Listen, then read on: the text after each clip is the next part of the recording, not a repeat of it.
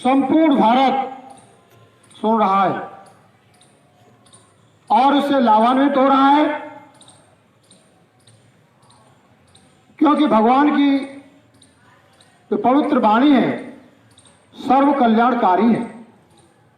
इस हमारे social media के माध्यम से और हमारा यूट्यूब चैनल भारत गौरव बुद्ध पर अपलोड वीडियो के माध्यम से, फेसबुक पेज के माध्यम से समस्त भारतवासी जब भी उनका मन होता है और समय होता है तो इसको ऑन करके वो हमारे प्रवचनों को, भगवान बुद्ध की पवित्र वाणी को सुनते हैं और लाभ लेते हैं।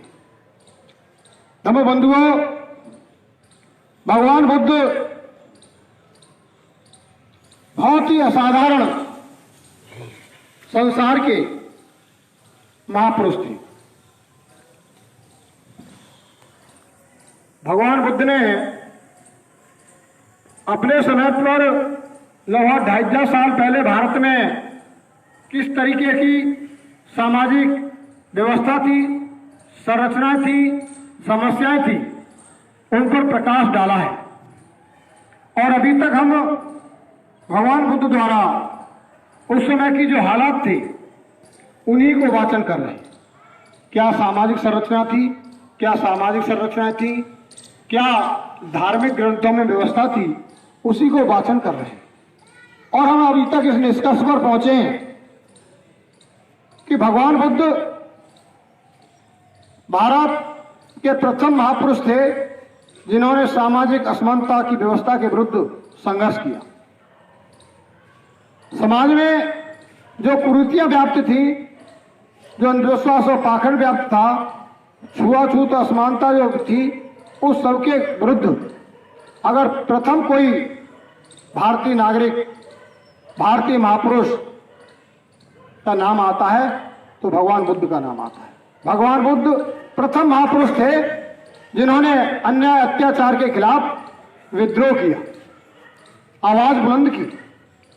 और सम्मानित सभी श्रोता बंधुओं, माता और बहनों, भगवान बुद्ध ही वो प्रथम पुरुष थे, वो प्रथम महापुरुष थे जिन्होंने नारी को पहली बार समानता का अधिकार दिया 250 साल पहले। अपने संघ में बिछुड़ुओं को शामिल करके समानता का अधिकार दिलाने वाले अगर भारत की सरजमी पर कोई महापुरुष है तो भगवान बुद्ध है। और अगर कोई नीतिगत, वैज्ञानिक सिद्धांतों पर आधारित, तार्किक, न्यायप्रिय, समानता पर आधारित अगर कोई न्याय व्यवस्था, धर्म व्यवस्था थी तो भारत की सरजमी पर पहले महापुरुष भगवान बुद्ध है। तो भगवान बुद्ध केवल एक धर्म के सूत्रपात नहीं, बल्कि महान समाज सुधारक भी थे। समाज परिवर्तन की पहली अगर लड़ाई लड़ी तो भगवान बुद्ध ने लड़ी, और सबसे लोक कल्याणकारी धर्म किसी ने स्थापित किया तो भगवान बुद्ध ने किया। ऐसे महान हमारे शास्त्रा थे, और ऐसे महान शास्त्रा, ऐसे महान महापुरुष भगवान बुद्ध की वाणी से भी अगर मनुष्य वंचित रह गया तो जीवन में उससे पश्चाताप होगा कि मैं भारत की सरजमी पर पैदा हुआ लेकिन ऐसे महापुरुष की वाणी को नहीं समझ सका। तो भगवान बुद्ध हमें बता रहे थे कि जो चतुर्वर्णी व्यवस्था थी उसमें शिक्षा से स्त्रियां समस्त वर्ग की और शूद्र संपूर्ण वर्ग वंचित था। और आश्रमों में जो आश्रम थे, ब्रह्मचर्य, गृहस्थ, वानप्रस्थ और सन्यास, इनमें भी जो ब्रह्मचर्य आश्रम था जिसमें शिक्षा की व्यवस्था थी, उसमें भी महिलाओं को समान अधिकार नहीं था। और शूद्रों को तो ऊपर के गृहस्थ आश्रम को छोड़ करके किसी आश्रम में प्रवेश नहीं था। तो इनका वर्णन करते हुए बुद्ध इस ब्राह्मणी धर्म ग्रंथ के प्रथम सिद्धांत के कट्टर विरोधी थे। उन्होंने ब्राह्मणों की इस धारणा सिद्धांत का खंडन किया और समता मूलक समाज की स्थापना का पहला सिद्धांत इजाद किया। तो भगवान बुद्ध ने किया। ब्राह्मणवादी चतुर्थ व्यवस्था एक अपरिवर्तनशील समाज संरचना थी।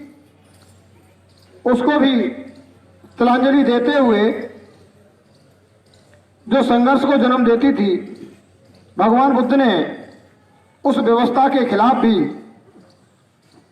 समतामूलक, सर्व कल्याणकारी, सर्वहितकारी समाज की संरचना की। बुद्ध को यह स्पष्ट था कि यह व्यवस्था सभी का हित नहीं कर सकती, नहीं वह समाज का कल्याण कर सकती है। वास्तव में इसकी जानबूझकर रचना की गई ताकि बहुत से लोग कुछ लोगों को के ऊपर अपनी इच्छा पूर्ति हेतु शासन कर सकें। इसमें आदमी को स्वयं अति मानव वर्ग की सेवा के लिए बनाया गया था। यानी भगवान बुद्ध ने इस बात को माना कि असमानता पर आधारित जो व्यवस्था है, जिसे धर्म का नाम दिया गया है, यह शरारतपूर्ण व्यवस्था है। यह कुछ चतुर लोगों ने अपने हित में बहुसंख्यक लोगों को लंबे समय तक अपनी सेवा में रखने की एक व्यवस्था बनाई गई है। कमजोरों को दबाने और उनका शोषण करने के उद्देश्य से इसकी रचना की गई थी ताकि उन्हें पूर्ण रूप से दास्ता में रखा जा सके। यह भगवान बुद्ध बता रहे हैं कि लोगों को गुलाम बनाए रखने के लिए व्यवस्था भारत में अनोखी व्यवस्था थी। ऐसी व्यवस्था संसार में कहीं नहीं मिलती और आज भी धर्म इस व्यवस्था को तोड़ने की इजाजत नहीं देता। आज आपको समाज में जो परिवर्तन दिखाई देता है, यह भारतीय संविधान की देन है। ऐसा नहीं है कि धर्म के सिद्धांतों में कुछ परिवर्तन हो गया है। अभी किसी आताताई सरकार ने भारतीय संविधान को बदल दिया और भारतीय नागरिक भारतीय संविधान की रक्षा करने में असमर्थ रहे तो फिर से मनुवादी व्यवस्था कायम हो जाएगी, फिर से वही धर्म व्यवस्था कायम हो जाएगी। उसमें कोई परिवर्तन नहीं हुआ है, वो नष्ट नहीं हुई है। इसलिए प्रत्येक भारतवासी से मैं अपील करता हूं कि आज जो थोड़ी बहुत चैन की सांस ले रहे हैं, सम्मान के साथ जी रहे हैं, अभी भी अपने अधिकारों के लिए संघर्ष कर रहे हैं, ये मौका आपको मिल सके। इस भारत में आप भी स्वाभिमान सम्मान से संपत्ति रख सके और सुखमय जीवन जी सकें, तो प्रत्येक भारतीय नागरिक का कर्तव्य है कि वो इतना सजग रहे कि भारतीय संविधान की तरफ कुदृष्टि उठाने वाले व्यक्ति की उंगली सुरक्षित नहीं रहे। अगर आप इस गफलत में रहे कि नहीं अब सब कुछ बढ़िया चल रहा है, तो कोई भी निरंकुश सरकार आपके इस संविधान को बदल सकती है। इसलिए भगवान बुद्ध की वाणी बहुत ही पवित्र और लोक कल्याणकारी वाणी है। हम लोगों की जिम्मेदारी है कि हम भगवान बुद्ध की वाणी को धारण करें और उसका प्रचार प्रसार करें। बुद्ध ने सोचा कि ब्राह्मणों द्वारा कर्म का नियम इस प्रकार बनाया गया था ताकि विद्रोह की भावना को पूर्ण रूप से समाप्त किया जा सके। भगवान बुद्ध कहते हैं ये ब्राह्मणों ने सामाजिक संरचना की 4 वर्णों की, वो इसलिए की कि इसमें विद्रोह भी न हो सके। और विद्रोह किससे होता है? विद्रोह होता है ज्ञान से। जिस आदमी को ज्ञान हो जाए कि मेरे साथ अन्याय हो रहा है तो वो अपने अधिकार के लिए संघर्ष करता है। और ज्ञान कैसे होता है? शिक्षा से। तो शिक्षा आपकी बंद कर दी, साथ में घृणा का भाव जातियों के बीच में इतना पैदा कर दिया कि वो आपस में संगत भी नहीं कर सकते थे। और संघर्ष के लिए संपत्ति और साधन की भी जरूरत होती है, वो आपको रखने के वंचित कर दिए गए। अंत में आदमी शस्त्र उठाता है तो आपको शस्त्र रखने का भी अधिकार शास्त्रों ने नहीं दिया, तो फिर क्या होगा? लाचार और मजबूर गुलाम होगा। इसलिए भारत का बहुजन समाज सदियों से लाचार और गुलाम रहा। यह बात मैं नहीं कह रहा, यह बात ज्योतिराव फूले, भारत के महान समाज सुधारक, महान संत ज्योतिराव फूले ने कहा है, शिक्षा गई तो मति गई, मति गई तो नीति गई, नीति गई तो गति गई, और गति के अभाव में अर्थ गया, अर्थ गया तो हम दरिद्र, लाचार और गुलाम बन के रह गए। यह भगवान की पवित्र वाणी को संत ज्योतिराव फूले ने अपने महान धर्म ग्रंथ गुलामगिरी में लिखा है। इसलिए हमारा जो संदेश है कोई कल्पना पर आधारित नहीं है। हम जो भी छोटी सी धर्म गोष्ठी से आपको समझाने का प्रयास कर रहे हैं वो प्रामाणिक बात है। अपने दुख के लिए आदमी स्वयं ही जिम्मेदार है, कोई और नहीं। विद्रोह इस कष्ट की स्थिति को बदल नहीं सकता, क्योंकि उसके पूर्व जन्म के कर्म के कारण ही उसका कष्ट निश्चित था और इसी प्रकार उसके वर्तमान जीवन का भाग्य था। भगवान बुद्ध कहते हैं कि विद्रोह भी इस व्यवस्था को नहीं बदल सकता था। विद्रोह क्यों नहीं बदल सकता था? विद्रोह जब बदलता है कोई आदमी, जब भगवान बुद्ध ने बताया कार्य कारण का सिद्धांत है। कोई काम कैसे हुआ और आप उसका कारण पता लगा लेंगे तो निवारण कर देंगे, और उस कारण को खत्म कर देंगे तो समस्या खत्म हो जाएगी। लेकिन भगवान बुद्ध बताते हैं कि ब्राह्मणों में, धर्मशास्त्रों में यह लिख दिया कि आपकी दुर्दशा, आपकी बदहाली, आपकी लाचारी, आपकी भुखमरी, आपकी गरीबी, आपकी अशिक्षा का कारण आपका पूर्व जन्म का कर्म है। क्या है? पूर्व जन्म का कर्म है। तो आप विद्रोह की भावना भी खत्म हो गई कि भाई इसमें हमारे ब्राह्मणी व्यवस्था का, समाज के सदस्यों का तो कोई दोष है नहीं, ये तो हमारे पूर्व जन्म का कर्म है। अब आप किसके खिलाफ विद्रोह करेंगे? फिर उन्होंने कहा कि अगर आप सुधार भी चाहते हैं तो कैसे होगा आपके सुधार? कैसे आपके बच्चे नौकरी पर लग सकते हैं? कैसे शिक्षित हो सकते हैं? आपके घर मकान कैसे बढ़िया बन सकते हैं? तो ब्राह्मण धर्मशास्त्र क्या कहता है कि आप ब्राह्मणों को दान दो। और दान तो तुम्हारे पास देने की क्षमता थी नहीं कि आपके परिश्रम के बदले में आपको संपत्ति नहीं देगी, दान कहां से दें? लेकिन फिर भी आपने मेहनत मशक्कत करके, गुलामी करके ही कुछ कमा लिया हो तो उसे भी दे दो। और वो ले लिया, लेने के बाद पूछते हैं कि भाई हमने तो आपकी कथा कराते कराते 10 साल हो गई, हर बार जागरण बजवाते हैं, जागीर की जोत तो हमारे हर बार बजती है, आप जब कहते हो तभी हम 4 धाम की यात्रा कराते हैं, हमने आधी से ज्यादा नौकरी तो इसी में बर्बाद कर दी, हमने घर पक्का मकान नहीं बनाया, तो फिर क्यों नहीं हमारे हालात सुधर रहे? अरे कि भैया ये तो अगले जन्म में सुधरेगा। कब सुधरेगा? अगले जन्म में। तो आपका ये हालात फिर भी ऐसा ही रहना है। तो भगवान बुद्ध ने कहा कि यह चतुर्वर्णी व्यवस्था इतनी घृणित और इतनी कठोर थी कि आदमी की सोच से परे थी, वो विद्रोह भी नहीं कर सकता था।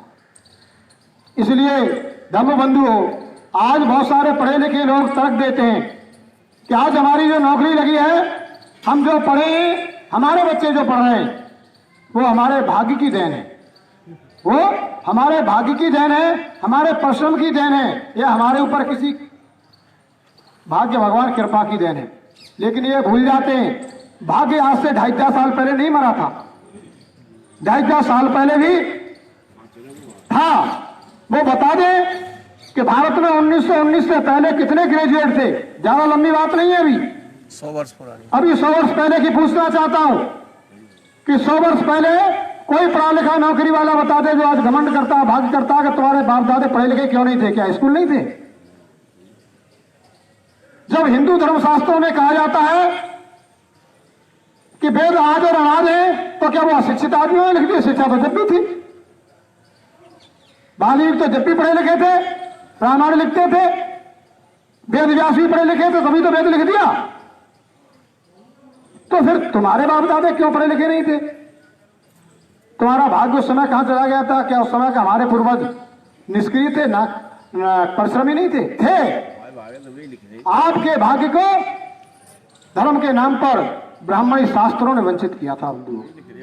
इसलिए आपके अगर शिक्षा का मार्ग खोला, भाग्य का मार्ग खोला, तो बाबा साहब डॉक्टर अम्बेडकर के संघर्ष ने खोला। हमारे पिछड़े समाज के संत गुरु महापुरुषों ने खोला।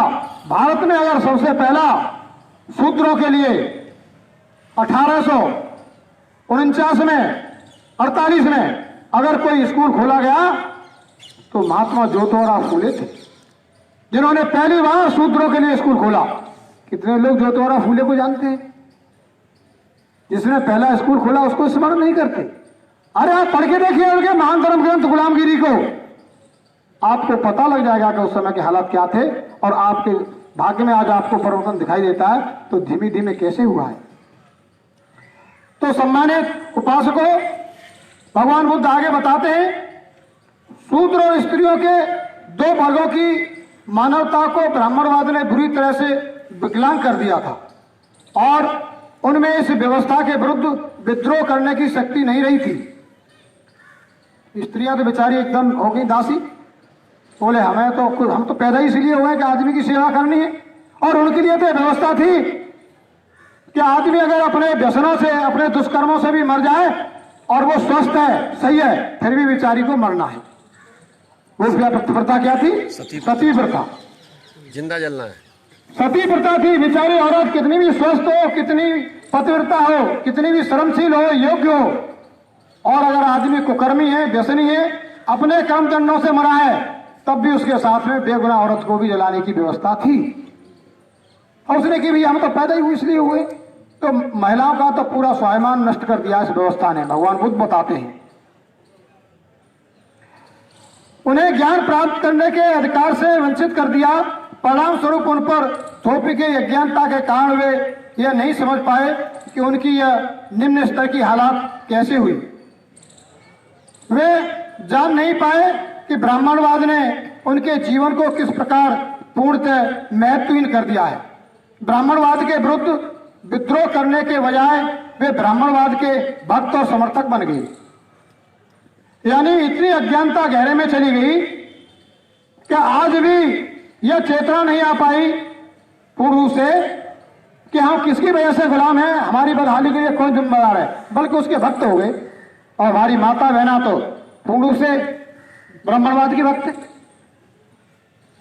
ये बात हम काल्पनिक नहीं कह रहे, भगवान बुद्ध 2500 साल पहले की बातों पर प्रकाश डाल रहे हैं और उन बातों को हम आपको पढ़ करके बाबा साहब डॉक्टर अम्बेडकर द्वारा विरचित इस महान धर्म ग्रंथ की बता रहे हैं।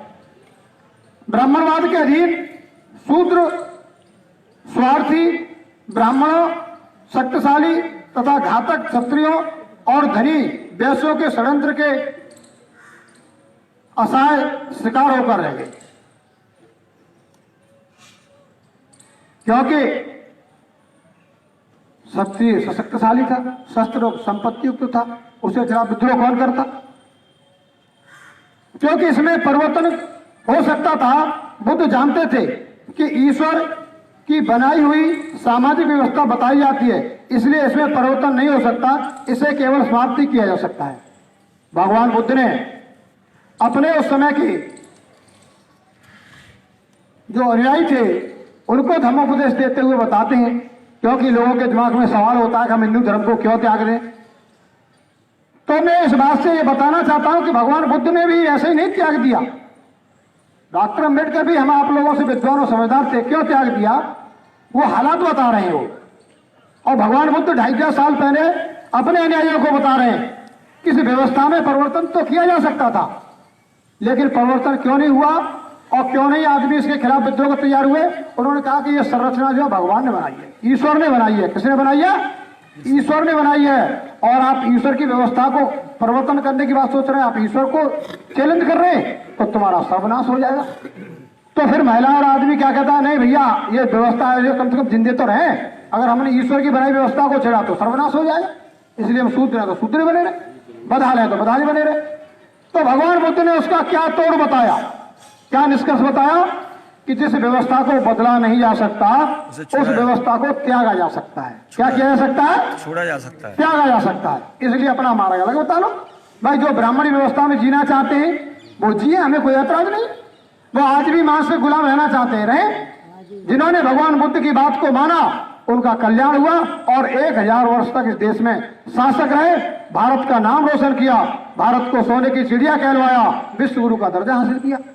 लेकिन फिर से भगवान बुद्ध के धर्म विद्रोही लोगों ने षड्यंत्र के तहत भगवान बुद्ध के धर्म को इस धरती से विनाश किया और फिर से उन्होंने इस व्यवस्था को, चतुर्णी व्यवस्था को इतने कड़ाई से लागू किया कि महाराष्ट्र में जो पेशवाई व्यवस्था थी, पेशवा ब्राह्मण वर्ण में एक वर्ग होता है, उन ब्राह्मणी व्यवस्था के जो पेशवाई ब्राह्मणी व्यवस्था थी, उनके राज्य में तो शूद्रों की व्यवस्था थी कि वो सुबह शाम रास्ते पर नहीं निकल सकते थे। सुबह शाम इसलिए नहीं कि उनके जो सूरज से पड़ने वाली परछाई थी वो लंबी हो जाती थी। हो सकता है 5 फुट लंबी हो और उस पर होकर के कोई श्रवण गुजर रहा हो तो वो भी अपवित्र हो सकता है। इसलिए उन्हें कब निकलने का अधिकार था? ठीक दोपहरी में या रात्रि में जाओ। दोपहरी में जाएगा नंगे पैर तो गर्मी से आत्मरा हो जाएगा और रात्रि में जाएगा तो चोर करके पीट के मार डालेंगे। और यही नहीं, उसके पद चिन्हों से भी इतनी घृणा थी कि उसके पीछे झाड़ू बांध के चलना पड़ता था कि उसके पद चिन्ह बिगड़ जाए।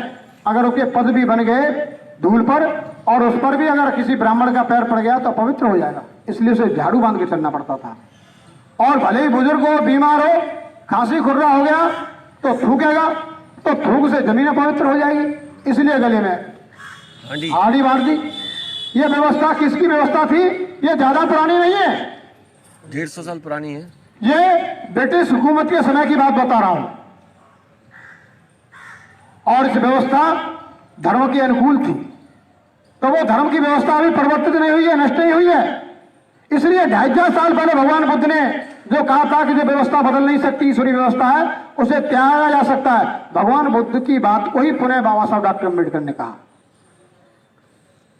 बाबा साहब डॉक्टर अम्बेडकर ने भगवान बुद्ध की बात को ही तुम्हें बताया और ये कहा कि हिंदू धर्म में पैदा हुआ, मेरे बस की बात नहीं, क्योंकि हिंदू रहूंगा तो हाड़ी बनेगी, झाड़ू लगेगा, शूद्र रहेंगे, नीच कहे जाओगे। इसलिए बाबा साहब डॉक्टर अम्बेडकर ने कहा कि मैं हिंदू होकर पैदा हुआ, मेरे बस की बात नहीं, लेकिन हिंदू होकर नहीं मरूंगा। लेकिन आप क्या कहते हैं? हम अम्बेडकरवादी हैं, लेकिन अम्बेडकर की बात नहीं मानेंगे। आप बड़े गर्व से लिखते हो हम हिंदू हैं, क्यों लिखते हो भाई? क्या कोई दबाव है? क्योंकि ये केवल मानसिक गुलामी है, वो निकल नहीं पा रही है। आपको बुद्ध लिखने में कोई हर्ज नहीं है, लिख सकते हैं, इससे आपका मान सम्मान बढ़ेगा, भाईचारा अंतर्राष्ट्रीय स्तर तक बढ़ेगा। तो अगर हम अम्बेडकरवादी बनना चाहते हैं, बुद्धवादी बनना चाहते हैं तो सच्चे बने। आधा अधूरा ज्ञान हमें सही मार्ग पर नहीं बढ़ने देता। स्वतंत्रता वो ये पीछे भगवान बुद्ध आगे बताते हैं कि प्रत्येक समाज में असमानता का अस्तित्व होता है, लेकिन ब्राह्मणवाद में भिन्न है। ब्राह्मणवाद द्वारा प्रचारित असमानता का सिद्धांत उसका धार्मिक मान्य सिद्धांत है। यह असमानता यूं ही विकसित नहीं की गई। ब्राह्मणवाद असमानता में विश्वास नहीं रखता था, वास्तव में वो समानता के सिद्धांत का विरोधी था। यानी गरीबी अमीरी संसार में सभी देशों में होती है। कुछ शिक्षित होते हैं, कुछ कम शिक्षित होते हैं, कुछ विद्वान होते हैं, कुछ मंदबुद्धि होते हैं, कुछ सामान्य होते हैं। लेकिन उन्होंने ये नहीं कहा कि ये व्यवस्था बदली नहीं जा सकती। जिन्होंने बदलने का प्रयास किया तो वहां सामाजिक क्रांतियां हुई, लोगों को समानता के अधिकार मिले। लेकिन भारत में इस असामाजिक व्यवस्था के खिलाफ विद्रोह किस लिए नहीं हुआ? इसे परिवर्तन करने का संघर्ष क्यों नहीं हुआ? इसलिए नहीं हुआ कि इसे ईश्वरीय व्यवस्था बता दिया गया। दूसरा, नेतृत्व करने वाला ब्राह्मण था और ब्राह्मण समानता की व्यवस्था पर विश्वास नहीं रखता। इसलिए वो तुम्हें धर्म के जो उपदेश देगा तो लोक परलोक के लाभ दिखाएगा। तुम्हारी बदहाली के लिए पूर्व जन्म के कर्म बता देगा और सुधरने के लिए आगे का अगले जन्म का लाभ दिखा देगा और वर्तमान में लेने की बात कहेगा। बाकी ये नहीं कहेगा कि भाई तुम छोटे हो तो मैं तुम्हारे समान हूं, कभी किसी कथावाचक को, किसी प्रवचन देने वाले ब्राह्मण को आज भी आप ये नहीं सोच सकते, वो ये नहीं कह सकता तुम मेरे बराबर क्यों। भारतीय जनता पार्टी के लोगों को गत वर्षों में भी ये कहना पड़ा, जिनका वोट लेते हैं कि शूद्रों के घर जाके खाना खाओ, टीवी में दिखाया गया था। और वो जनप्रतिनिधि भी वोट लेने के बावजूद भी खाना खाने के नाम पर भी प्रोपेगेंडा किया गया। खाना होटलों से आया, घर में बैठ के खाया गया, उनके हाथ का नहीं खाया गया। ये तो अभी आपके प्रति भाव है, फिर भी आप उस व्यवस्था से निकलना नहीं चाहते।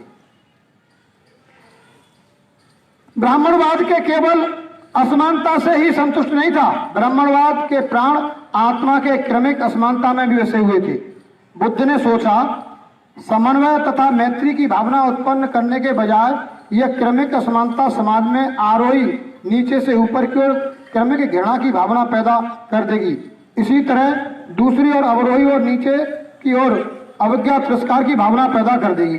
भगवान बुद्ध ने इस व्यवस्था को माना कि जो उच्च वर्णीय लोग हैं वो निम्न वर्णीय लोगों के प्रति जो है घृणा का भाव रखेंगे और यह संघर्ष को जन्म देगी। और इस व्यवस्था में मनुष्य के बीच में संघर्ष न हो, सुख और शांति के लिए जी सके, तो इस व्यवस्था को बदलना होगा। इसलिए भगवान बुद्ध ने समता मूलक समाज की स्थापना की। स्वतंत्रता प्राप्ति के निम्न शस्त्र उठाने का अधिकार आदमी का अंतिम साधन था, लेकिन शूद्रों को शास्त्र धारण करने के अधिकार से वंचित कर दिया गया था, क्योंकि इसमें परिवर्तन हो सकता था। बुद्ध जानते थे कि ईश्वरी की बनाई हुई सामाजिक व्यवस्था बताई जाती है, इसलिए इसमें परिवर्तन नहीं हो सकता, इसे केवल समाप्त किया जा सकता है। इन्हीं कारणों से बुद्ध ने ब्राह्मणवाद को जीवन के सच्चे मार्ग का विरोधी मानकर इसे अस्वीकार कर दिया। किसने अस्वीकार कर दिया? भगवान बुद्ध ने। और आप भगवान बुद्ध के सच्चे फॉलोअर हैं, आप डॉक्टर अम्बेडकर के सच्चे फॉलोअर हैं, तो क्या उनकी बात का समर्थन करते हैं? बताओ, करते हैं? कौन कौन समर्थन करता है कि बाबा साहब डॉक्टर अम्बेडकर भगवान बुद्ध की बात सही है? सही है, बताइए। आप समर्थन करते हैं तो क्या उन्होंने त्यागा, आप भी त्यागने के लिए तैयार हैं? बताइए हाथ करके। तैयार है। तो आज से आप संकल्प लें कि हम उस व्यवस्था को त्यागते हैं, क्योंकि भारतीय संविधान में आपको आस्था की, धर्म धारण करने की पूरी आजादी है। इसके लिए कहीं परमिशन लेने की जरूरत नहीं है, बस इतना कहना है हम भगवान बुद्ध को मानते हैं, डॉक्टर अम्बेडकर के नहीं, और इसी में आपका कल्याण है। इसलिए सम्मानित उपासक उपासिकाओं, आज की वाणी को मैं यही विराम देता हूं। कल आपको उपनिषदों के बारे में बताया जाएगा। अभी आपको बताया गया वेदों के बारे में, और वेदों के बाद में आती है, वेदों के बाद में आते हैं वो है श्रुतियां, स्मृतियां और पुराण इसके बारे में, और ब्राह्मण ग्रंथ। अब आपको कल उपनिषदों के बारे में बताया जाएगा, उपनिषदों के बारे में क्या लिखा हुआ है और भगवान बुद्ध उनके बारे में क्या कहते हैं। यह जब तक तुम बुनियादी बात नहीं समझोगे कि भगवान बुद्ध ने, अगर ये वेद जिनको हम पवित्र मानते हैं, तो क्या भगवान बुद्ध हमसे कम सोच रखते थे? उन्होंने इन वेदों को क्यों त्यागा? कोई ना कोई तो कारण होगा। बाबा साहब डॉक्टर अम्बेडकर जो संसार के इतने बड़े विद्वान थे, उन्होंने क्यों त्यागा? तो वो कारण बताया जा रहे हैं, और जब तक आपको कारण नहीं बताया जाएगा तब तक आप समस्या का निवारण नहीं कर देंगे। और निवारण हो जाएगा तो फिर हम वो सद्मार्ग बताएंगे जो भगवान बुद्ध ने आपके लिए कल्याणकारी बताया है। भगवान बुद्ध का ज्ञान इतना साइंटिफिक ज्ञान है, इतना वैज्ञानिक ज्ञान है, जैसे इधर हम स्विच ऑन करें उधर बल्ब जलता है। भगवान बुद्ध का मार्ग इतना ही कल्याणकारी है। आप अनुसरण करके देखें, उनके नीति सिद्धांत को मान के देखें, आपको ऐसे ही लाभ होगा जैसे स्विच ऑन करने से बिजली का बल्ब जलता है। ये आपको बताया जाएगा। आप नित्य आते रहें। बड़ा